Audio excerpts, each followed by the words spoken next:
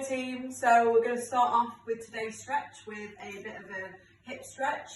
The first thing you want to do is straighten out that left leg. We're going to be tucking the right knee under and then leaning backwards. So the point of this exercise is to keep this right knee on the floor for right hand saddle, leaning back as far as you can. If you're more flexible than me, you can try and put your shoulders on the floor, or just bend your elbows to come a little bit further down. Once we've held that position for 3 minutes, we're going to switch over and to the left hand side, so do exactly the same again. You can also place your foam roller underneath to support your back, to get a little bit further down into that stretch, making sure you're squeezing that bum and pushing your knee into the floor. So that's your half saddle. The next thing we're going to be doing is a puppy dog stretch. This is for your mid-lower back. So you're going to come into all fours. You're going to tuck that tailbone underneath and then push down into the floor.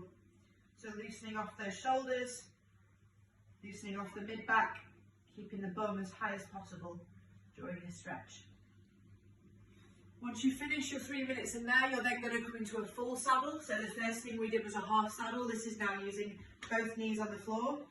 Once again, we're going to be squeezing that bum, keeping our knees driving into the floor, pushing our hips up.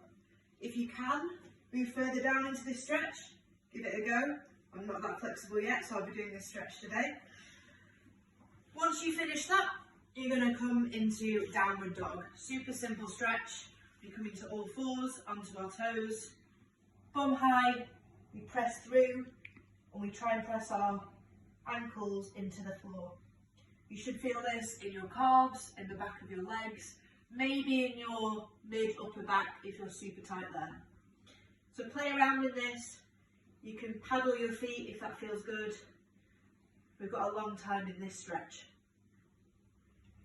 The next movement you're going to do is for thoracic mobility, so looking at your back. You're going to start lying down facing upwards. You're going to take your left leg over on the right hand side, and your left arm is going to come and touch as far away as it can on your left hand side. You can move your arm up to touch above, and to the right and to the left. You should feel this in kind of mid-lower back here, making sure this knee is pressing into the ground.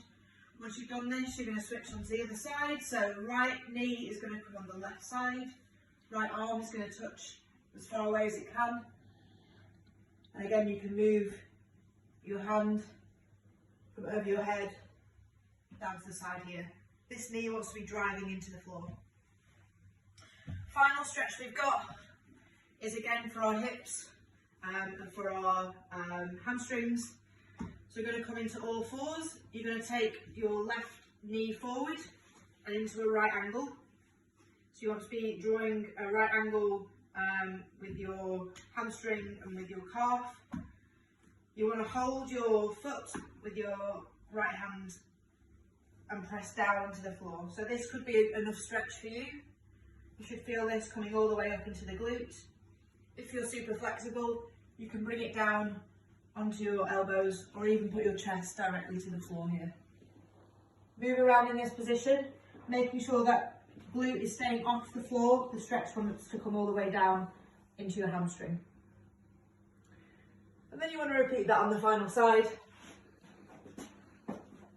making sure you've got that nice right angle with your knee, foot and hip.